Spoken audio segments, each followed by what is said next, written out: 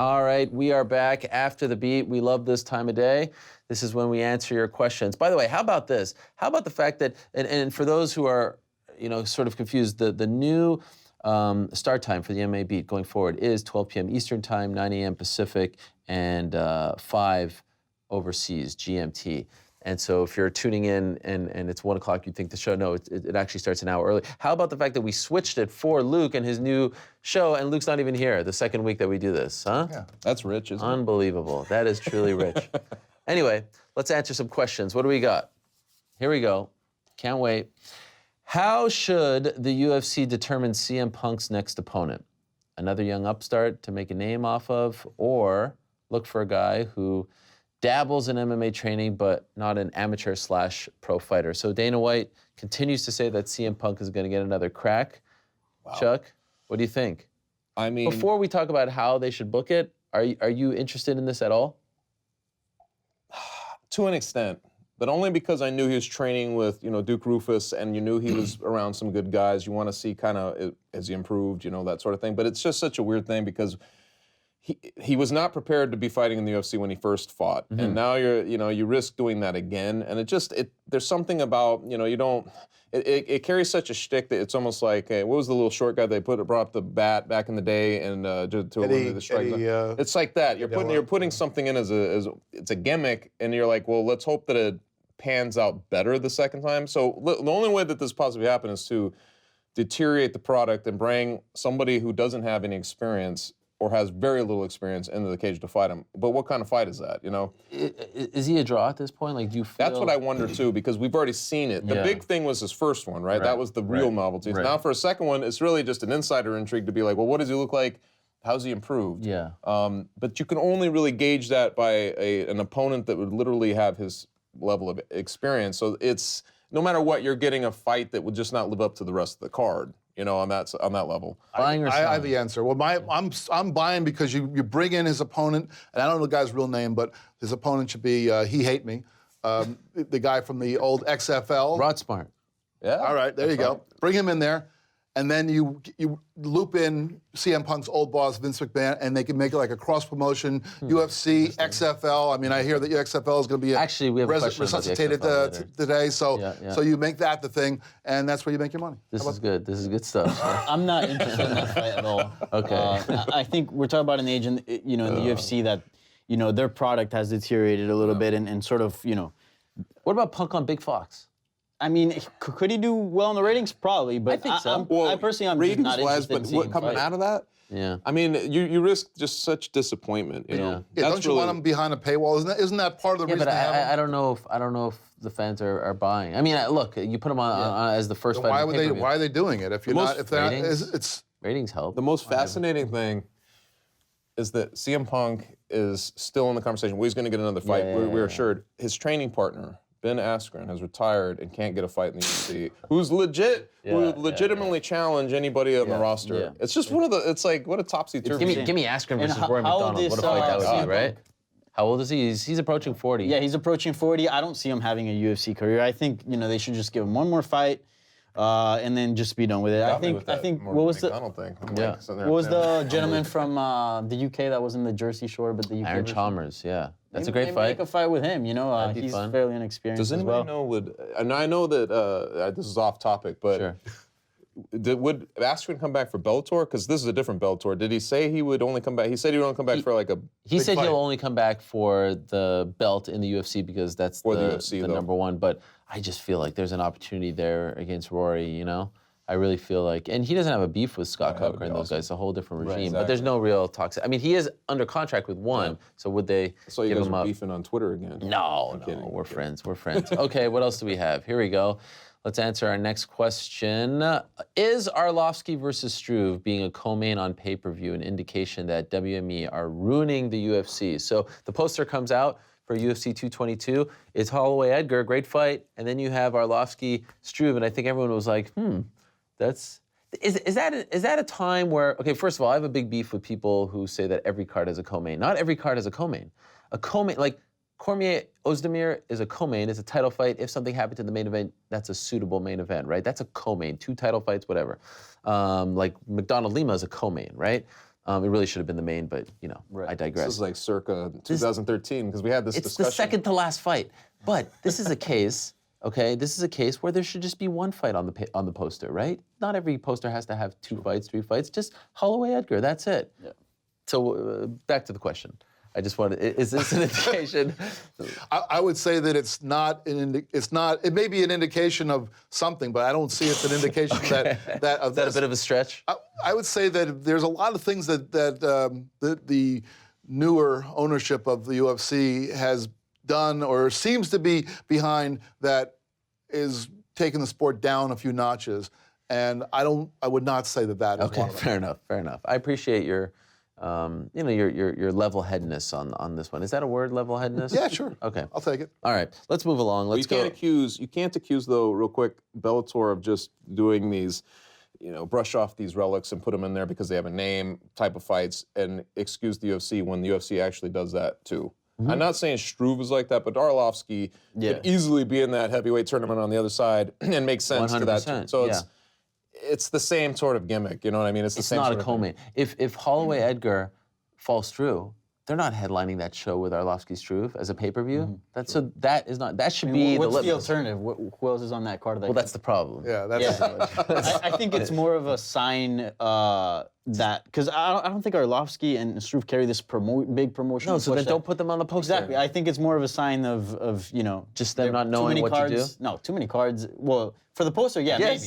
But as far as like the card itself and putting that in the co-main event, like it's just It's like that poster, the Austin poster, where Cowboy and Derek Lewis are wearing American flags over their shoulders, but Yancy Medeiros from Hawaii doesn't get an American flag. We only concern ourselves 50th with state does not quite qualify. Oh my. Okay, let's move along here. What else do we have? With Big John out of the game, do you feel there's enough experience at main event level with referees that we have? So are there enough good referees? I mean, down there the are, but these guys are going to be traveling a lot more. Like, part of the reason he got out of it is because of the workload and traveling all the time. But there are certainly, we talked about this a little bit a couple weeks ago, but I felt like he left it in a different position than he was operating in. Just off the top of my head, I mean, Herb Dean obviously was right up there, but like Goddard is a very good ref. Who was it? Who was the little guy with the tattoos? McDonald. Keith Peterson. Keith Peterson is very good. Yep. Jason Herzog. Jason Herzog. There's a bunch now, whereas before, I think we were always like, it was very 50-50. No, it's come a long way. Yeah, so I feel like 10 years. I'm not as worried about it as I would have been a few years ago. Sure. It definitely hurts because Big John is the gold standard of refereeing. But I mean, like Chuck said, there's tons of good guys out there doing a good job. Yeah, I would agree. I think that if anything, there's maybe a dearth of judges that are Couldn't agree qualified. more. But Couldn't agree referees, I mean, the ones you named, but you didn't even mention Mergliotti. You didn't mention McDonald. I mean, there's a bunch of guys. I haven't seen Yves Levine for a while. I mean, there's plenty of guys who can handle the Actually, job. he's retired. Beltran, yep. He's retired? Oh, there you go. Yep. All right. Yeah, I agree with that. I mean, there's way more good, competent refs than there are judges. Maybe the refs get more shine. Well, I mean, also get 3. I mean, just by numbers alone, you have to have 3 of them. Sure. That's a good point. For every That's a good fight. point. The fact that Chuck's best bud, Douglas Crosby, is still judging, I mean, is a sign of the times. I mean, really. He was there in Boston. Was he? Yeah. Working? He was working. Okay. Well, there you was go. there. There you go. No, I kid. Douglas Crosby, we love him. Yeah, I agree. I actually thought John did a great job on the broadcast. It's a little strange seeing him do the post-fight interviews because we just saw him reffing these fights and like Chael's there doing shtick and he's there and we kind of viewed him as the judge. Like he's above the shtick in a way. Right, He's like not part of the show that's just and there, now he's like not part of the action, shtick. I mean, I think it's hard to judge a gonna take some guy time. based upon the first No, I time thought- there. yeah. I mean, I was trying to assess him as well, but I just thought, give him let's give him like 3 fight cards before you really give him a. Also, I once think over. he'll be the third man. Like I think when Chael's not fighting, as should the be. third man, he'll be really good. I think that's his role. Chael will right? do the interviews. I think Chael would be better at that. But I actually thought it was a good first showing by him. What a strange night with Jimmy Smith doing FS1, Jay Glazer. It was doing all Bellator. topsy-turvy, man. Yeah, Weird. crazy. Okay, what else do we have? Let's move along here. What are your educational backgrounds? Where did you go? What did you study? Danny, let's start with you. You're the freshest off. Just got out of junior high. No. I went to FIU, Florida International University in Miami, and I did journalism. That was your Yeah. major? Minor?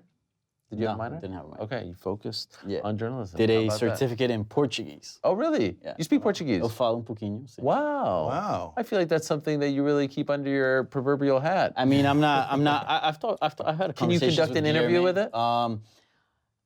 Maybe I used to. At this point, I haven't practiced it a lot because Okay. I only talked to people when I was in class and whatnot. It's been a few years, so. But I can definitely understand everything that somebody says. I can read. Class of? 16, 15? Chuck? Class of what? We don't go there.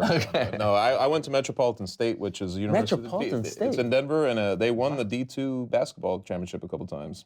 I never Back knew in that. those days, actually. Metropolitan State. And, in Denver. In Denver. Okay. English was major, but that's where I started writing for a paper. Like they had one called the Metropolitan. It was downtown Denver, and interviewing the baseball coach, things like that. So that's where I started to actually Metro dabble. State. Yeah. Wow. And so, people joke that that's where Spider-Man went to school, Metropolitan State. Oh, Really? is it still around? It's still there. Okay. It's part of, if you go down to the Aurora campus in downtown Denver, there's like University of Colorado Denver. It's like there's a couple of colleges right there on one campus. Okay. When I was going there was no like dormitories or anything, so it was like a drive-in type thing. But now it's blossomed into a university where they have all that stuff.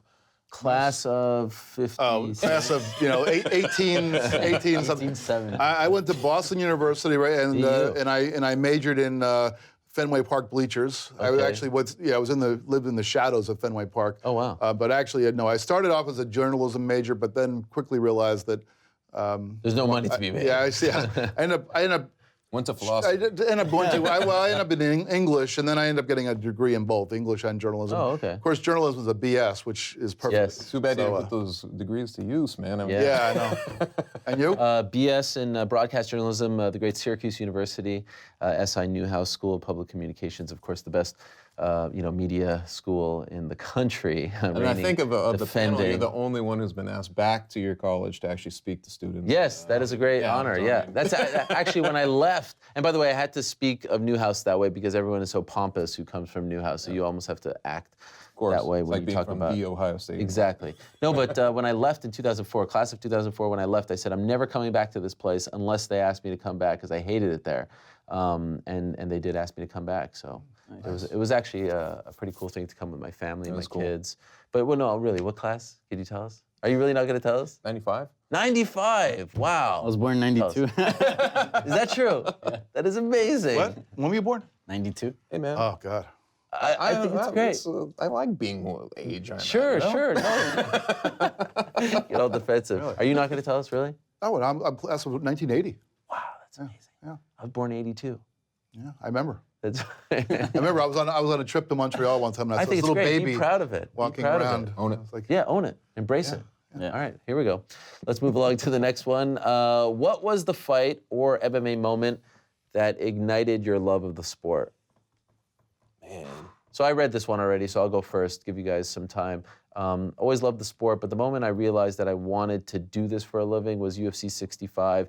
I was at a sports bar in Montreal watching George St. Pierre beat Matt Hughes to become the welterweight champion. The place exploded, and it was just so cool to be a part of it, and realizing that other people cared about this sport because it wasn't obviously as popular really inspired me. And I was like, I want to do this too. So that was the moment where I really started to believe like I could do this for, like I had a radio show in college, MMA, but where I believed like this is something that I really wanted to do. So a little different than the question asked, but that's I the honestly memory. don't think I can't remember one. Okay. Like it just seemed like suddenly I was watching it. It was almost like back in the day, man, with all the pride and everything that was going on simultaneously. Like Liddell and BJ Penn. Yeah. So you just keep hearing their names enough, and you just start paying attention. I just remember at some point you're just all of a sudden you're with your buddies paying attention to it. But I don't remember a very specific fight that I was like, wow, I'm a fan now. It was cumulative or gradual for me. Yeah, I had seen the UFC like the early days when Royce was fighting. When I was in Colombia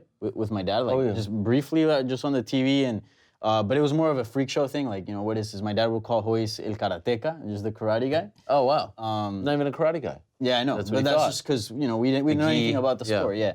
And then when I came to this country, like I think in 6th grade when the Ultimate Fighter 1 happened, that's how I got into sport. I watched the Ultimate Fighter 1 on Spike, and then saw the finale, Stephen Bonner versus Forrest Griffin, and I was hooked.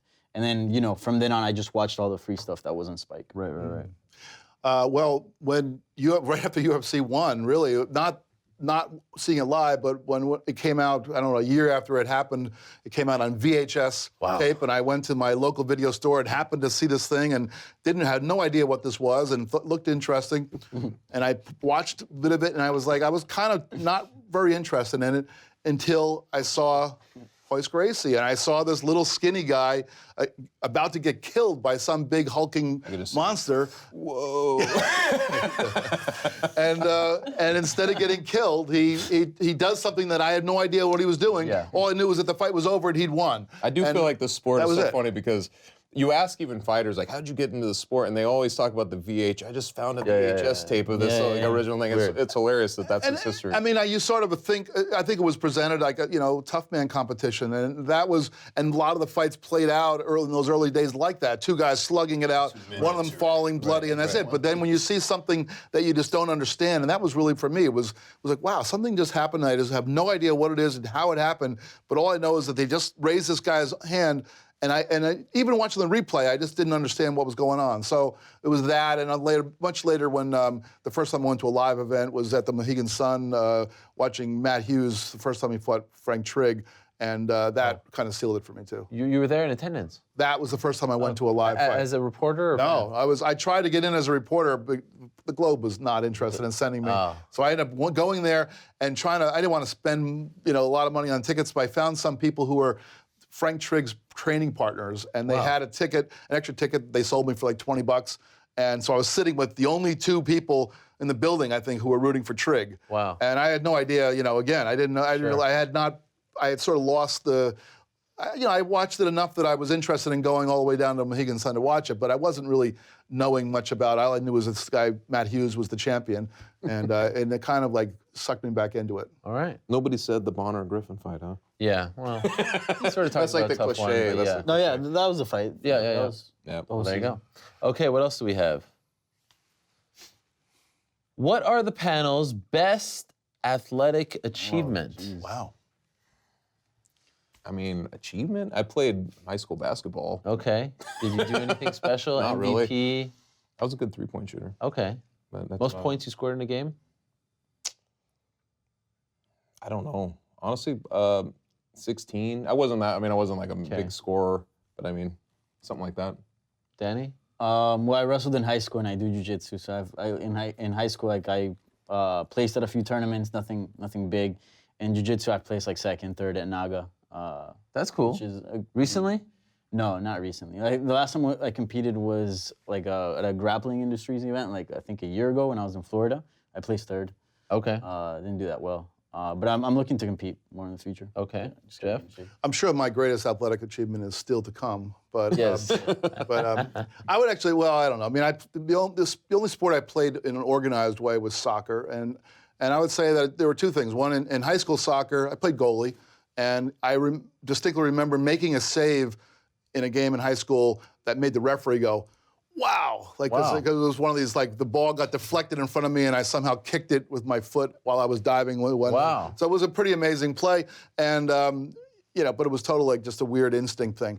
But I distinctly remember the referee like almost being like shocked that that ball didn't go in the goal. So there was that. And then in college, I played at BU for 1 year. Really? And Soccer? Played in the JV, and only gave up one goal the entire season. We won undefeated, and I only had one goal against me the whole season. And so I had a string of shutouts, and had a great assist. One goal let in the entire season? Yes, and I also had an assist against the hated BC team. Wow. I suckered them into. I kicked the when your goalie gets the ball and you punt it. Yeah. I punted it really short 3 or 4 times to sucker them in, and their defense moved up when I got the ball, and then I sort of signaled to my wing, and I boomed it over the defense, and he scored, and so I had an assist, which was kind of cool. Well done, as a goalie. Who knew, Jeff? Yeah. My greatest achievement would probably be being a part of the Maccabi basketball team. The Maccabi is the Olympics of the Jewish people.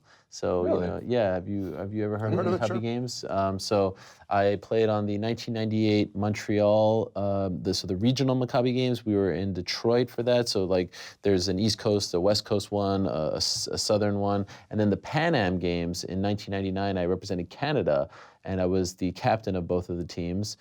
We did not win a game in Detroit. We went 0-7. But in Mexico City in 1999, we made it to the bronze medal game against Brazil, and it was a raucous crowd. It was amazing. In fact, I think we played Argentina to get to the bronze medal game, and it was like I've never experienced anything like that. It felt like we had walked into, like the Lions' Den. That's We were, because we were in closer to Argentina than we, of course, were for Canada, and everyone was mostly rooting for the Argentinians. It was just very cool to they did an opening ceremony. We got to wear like Canada gear. It kind of felt like the Olympics, but it was just That's cool, It was man. only Jews, cool. Cool. Although in the regional games, part of the reason why we lost was like I remember playing a team from LA, and let's be honest. They're not a lot of African American Jews. Well, their entire team was, and we're like, how is this possible? And it was like my dad's stepbrother's cousin. It was like totally not, following the rules. But I got dunked on. It was great.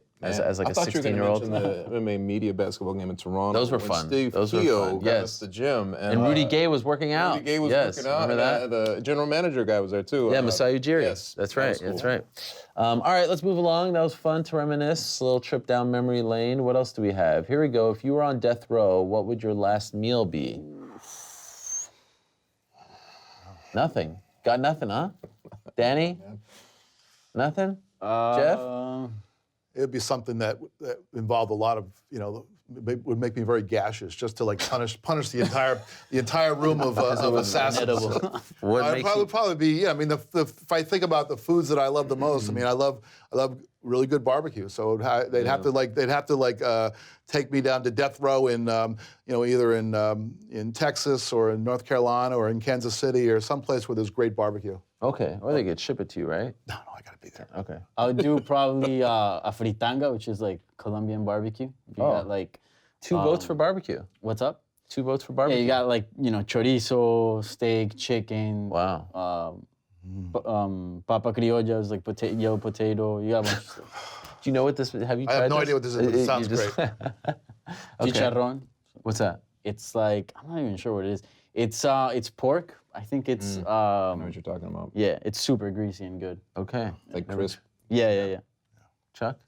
Nothing. Come on. You don't. There's no meal that you love. I think I'd be nervous, so I probably wouldn't be able to Yeah. eat very well. That's actually a great point. I feel like people don't bring that up. Your appetite. Yeah. I don't know. Maybe you're It's about kind to of die. hard to Sam eat. cereal. You know what? You're 100. I would be so scared. The thing about it is that one of the reasons I would choose barbecue is because barbecue, it takes a long time to prepare. So you don't want fast food because then they're just ready to kill you. That's It's right. like, okay, let's just smoke this meat for a whole day. So I got a lot of time. But at that point, if you know the end is coming, don't you just want? Get it over with. Yeah.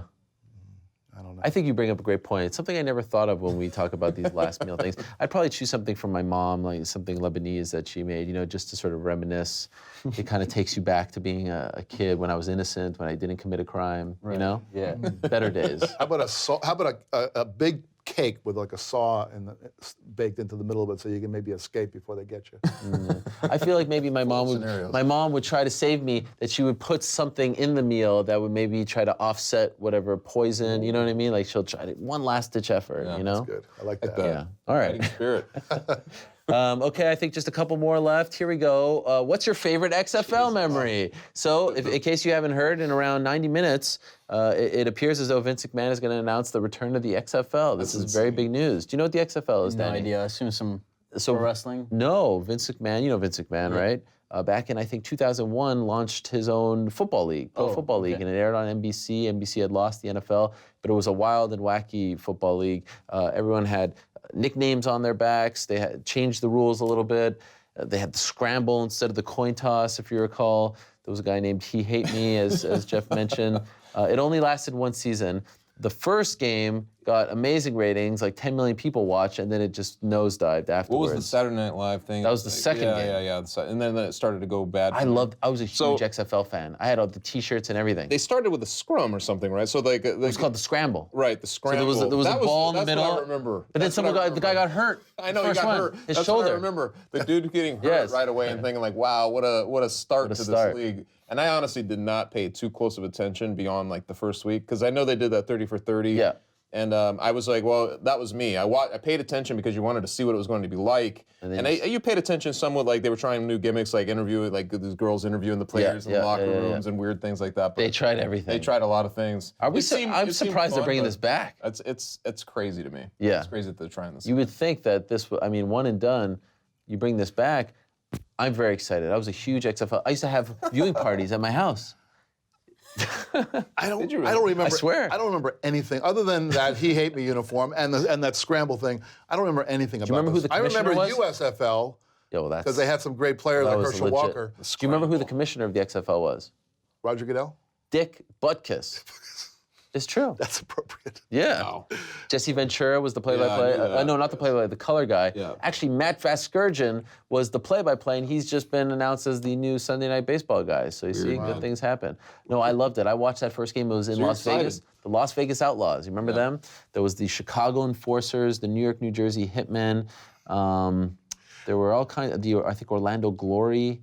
It was a lot of fun. Philadelphia had a team. Tommy Maddox was the MVP, and then he got signed by the Pittsburgh Steelers. Former Denver Bronco. Yep. There you go.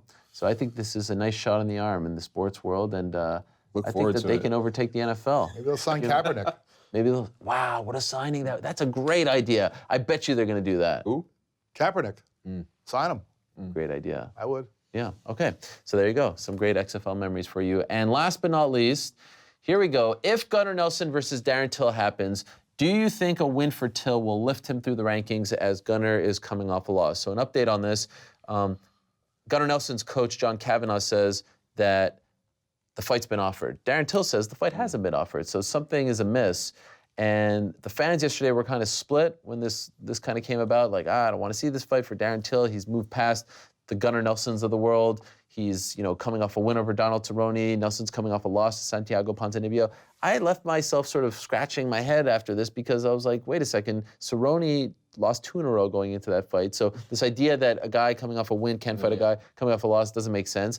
And I feel like Darren Till is a future champion, but I don't feel like he's like that far away from Gunnar Nelson, even though Gunnar Nelson's coming off a loss. And by the way, that was a controversial loss, right? I mean, to Santiago with the eye poke. So I guess the question is, does he stand to gain anything from a win over Gunnar Nelson? And I feel like the answer is yes. Yeah. No?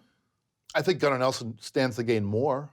Yeah. But I also think that it's I don't know that it. I guess it's an intriguing fight. I mean, if the fight goes to the canvas, you don't love the fight. It's one of those, one guy we know is really good on one side, and one guy we know is really good on the other, and who can prevent the fight from going in the other guy's direction? That's really what it comes down to, right? I would love to see if Perry were to get a victory in Orlando. He's fighting.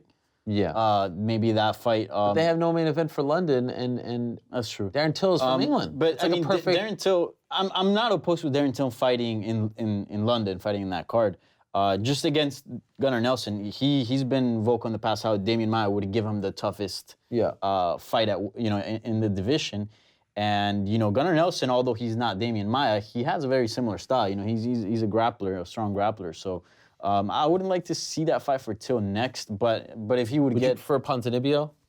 That would be a better fight. Yeah? I think so. I feel like that's a bigger fight in England because Nelson's from... Yeah, I mean, that would be a big fight, but I'm just saying, if you're trying to build up Darren Till, I don't think a fight with Gunnar Nelson would be the best. And a win would do a lot for him. I mean, I still think your main event in London, you forget sometimes when these guys are in...